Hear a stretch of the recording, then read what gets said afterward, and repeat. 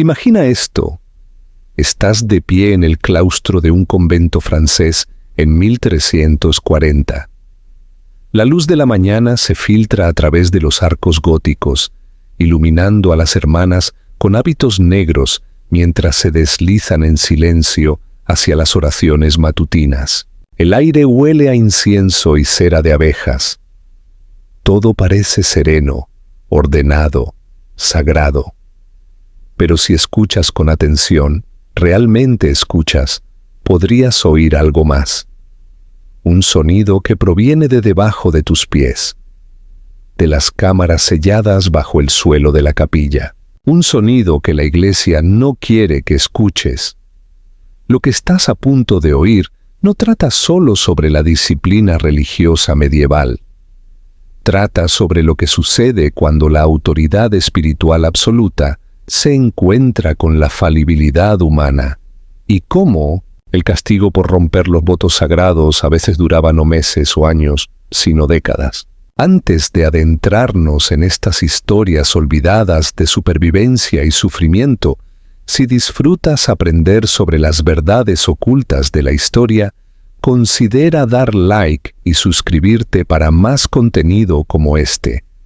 Y por favor, comenta abajo para hacerme saber desde dónde escuchas.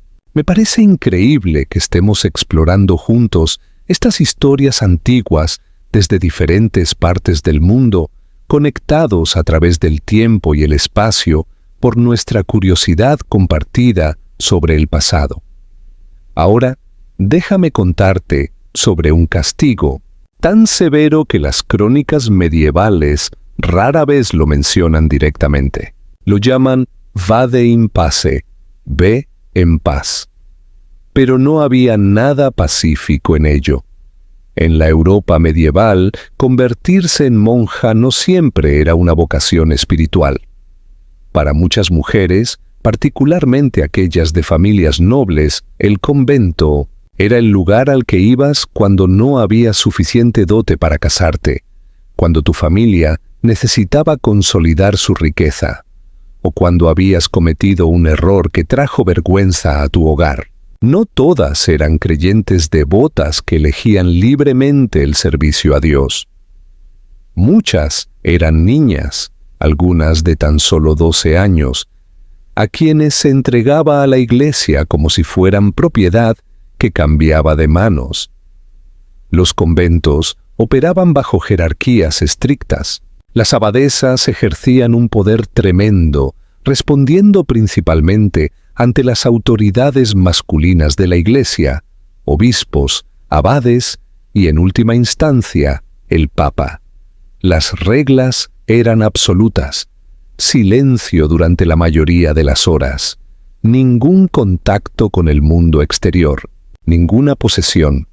Y por encima de todo, los 3 votos sagrados: pobreza, castidad y obediencia. Rompe cualquiera de estos votos y enfrentarás castigo. Pero romper el voto de castidad, eso era diferente. Eso era apostasía. Era traicionar a Cristo mismo, con quien estabas espiritualmente casada. Y por eso, algunas autoridades eclesiásticas creían que la muerte era demasiado misericordiosa. La práctica comenzó a aparecer en los registros de la Iglesia ya en el siglo VIII, pero alcanzó su punto máximo durante los siglos XIII y XIV. Múltiples conventos en Francia, Alemania e Italia mantenían lo que llamaban carcer strictissimus, la prisión más estricta. Pero prisión es una palabra demasiado suave para lo que realmente era. Lo que les sucedió a estas mujeres ha sido debatido por historiadores durante siglos, pero la evidencia arqueológica cuenta una historia que los cronistas medievales preferían susurrar. Su nombre era Clotilde. Lo sabemos por una sola entrada en los registros de la abadía de Saint-Aubin, en Angers, Francia, fechada en 1328. La entrada es breve, administrativa, fría. La hermana Clotilde, habiendo violado su voto sagrado, es confiada al cuidado del silencio eterno para que contemple su pecado ante Dios. Clotilde había sido enviada al convento a los 13 años por una familia que no podía permitirse casarla. Había pasado 7 años en relativa oscuridad, un rostro entre docenas de figuras vestidas de negro que se movían a través de los rituales diarios. Según relatos fragmentarios reconstruidos a partir de registros de confesión, se había enamorado de un joven comerciante que entregaba vino a la abadía. Su nombre se ha perdido en la historia. Puedes imaginar la imposibilidad psicológica de su situación. 7 años escuchando que tu propósito era ser la esposa de Cristo. 7 años de oraciones, de privaciones, de que te dijeran que cualquier deseo de conexión humana era pecaminoso. Y luego alguien muestra amabilidad. Alguien te ve como una persona, no como una sierva de Dios. Alguien te hace sentir, por primera vez desde la infancia, que importas. El romance duró 3 meses antes de ser descubiertos. El comerciante fue excomulgado y desterrado de Angers.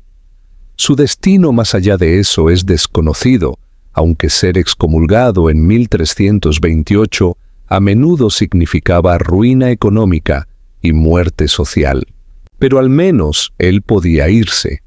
Al menos podía empezar de nuevo en otro lugar. Clotilde no podía. La abadesa que presidió su caso era una mujer llamada Jeanne de Brienne, de una poderosa familia noble. Los registros medievales la describen como firme en la fe e inquebrantable en la disciplina. Lo que no mencionan es que Jeanne misma había sido obligada a la vida religiosa después de que un matrimonio político fracasara. Tal vez vio en la desobediencia de Clotilde algo que la aterrorizó, un camino no tomado, una elección que nunca se permitió considerar. O tal vez el poder absoluto tiene una forma de hacer que la crueldad parezca rectitud. Celebraron una ceremonia. Esto es importante de entender. Esto no se hacía en secreto ni con vergüenza. Era un ritual. Según las descripciones en los textos penitenciales medievales, la monja condenada sería vestida con su hábito completo por última vez. Sería llevada ante las hermanas reunidas. Se realizaría una misa fúnebre por una persona que aún respiraba. Imagina estar allí, con 20 años, mientras las mujeres con las que habías vivido durante 7 años cantaban oraciones por tu alma como si ya estuvieras muerta. Imagina verlas llorar, no por tu sufrimiento, sino por tu pecado. Imagina el momento en que te das cuenta de que esto no es metafórico. Después de la misa, la llevarían hacia abajo. Debajo de muchos conventos medievales había cámaras subterráneas, construidas originalmente como bodegas o criptas, pero algunas habían sido modificadas para este propósito específico. La evidencia arqueológica de conventos excavados en Francia y Alemania muestra pequeñas habitaciones de aproximadamente 6 por 8 pies, accesibles solo a través de un estrecho pasadizo en el suelo de la capilla o de la sala capitular. Lo que ocurrió después varía según los relatos, pero la verdad esencial sigue siendo la misma. Clotilde sería sellada dentro. El procedimiento era preciso, documentado en manuales eclesiásticos con el mismo detalle clínico que las instrucciones para preparar el vino de comunión. A la condenada se le daban provisiones básicas: un pan, una jarra de agua, a veces una vacinilla. Podía dejarse una pequeña abertura en la pared, de unos pocos centímetros de ancho, por la que se pasaban pequeñas raciones de comida y agua, o, a veces, nada en absoluto. Luego tapiaban la entrada. La sellaban con argamasa. La marcaban con una cruz. Y la dejaban allí para contemplar su pecado en silencio eterno. Esto no era una ejecución. Según la ley de la Iglesia, el clero no podía derramar sangre. Esto era penitencia permanente. Un entierro en vida. Vade in pace, ve en paz. ¿Puedes imaginar la primera noche? La oscuridad absoluta. Ninguna luz natural llegaría jamás a esas cámaras. El silencio, excepto por el sonido amortiguado de los pasos arriba, las hermanas caminando sobre tu tumba mientras aún respirabas debajo, el frío de la piedra por todos lados, la comprensión de que ese pequeño espacio sería tu mundo entero por el tiempo que tu cuerpo lograra sobrevivir.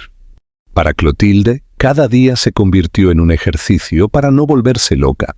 Relatos medievales de monjas que servían como carceleras, sí, otras monjas mantenían estas prisiones, describen oír oraciones al principio, luego llanto, luego, después de semanas o meses, a veces silencio, a veces rasguños en las paredes, a veces cantos, himnos aprendidos en la infancia, cantados a la oscuridad. La tensión psicológica es casi imposible de imaginar. Algunos relatos sugieren que las mujeres en estas condiciones sobrevivían durante años. Años de oscuridad casi total. Años de contacto humano mínimo. Años con tus propios desechos, tu propio olor, el sonido de tu propia respiración, como única compañía. Años sabiendo que arriba la vida continuaba, se cantaban oraciones, se comían comidas. Las estaciones cambiaban, mientras tú existías en una medianoche perpetua. El nombre de Clotilde aparece una vez más en los registros de la abadía, 3 años después de su encierro. Una anotación sobre el costo del pan y el agua entregados a la celda de la penitente. 3 años. Piensa en lo que significan 3 años. 1095 días de esa oscuridad, de ese frío, de ese aislamiento. Algunos historiadores creen que la práctica tenía como objetivo inspirar tanto terror que otras monjas nunca se atrevieran a romper sus votos. La tortura psicológica de caminar cada día sobre esas cámaras selladas, saber que debajo del suelo de la capilla, debajo de las piedras donde te arrodillabas para rezar, alguien que una vez se arrodilló a tu lado moría lentamente en la oscuridad. Para las mujeres selladas en esas cámaras, solo había 2 posibles finales. El primero era la muerte por inanición, deshidratación o enfermedad, lo cual podía tardar semanas o meses, dependiendo de la regularidad con la que se les diera comida. El segundo era aún más perturbador. Algunos relatos describen a monjas condenadas que eventualmente eran liberadas, años después, como actos de misericordia. Pero lo que emergía de esas cámaras no eran las mismas personas que habían entrado. Las crónicas medievales describen mujeres que ya no podían hablar coherentemente, que se apartaban de la luz del día, que habían perdido la capacidad de interactuar con otros seres humanos. Cada espejo, si alguna vez se les permitía volver a ver su reflejo, mostraba a una extraña. Cada momento de aire fresco se sentía como una violencia para pulmones que habían respirado solo humedad pétrea durante años. Cada voz humana sonaba como un asalto para oídos que solo habían escuchado sus propias oraciones, rebotando en muros que no podían ver. El registro histórico de Clotilde termina abruptamente. No sabemos si murió en esa cámara o si eventualmente fue liberada. No sabemos si volvió a ver la luz del sol o si su familia alguna vez supo lo que le ocurrió. Los registros de la abadía simplemente dejan de mencionarla después de esa última anotación sobre las provisiones.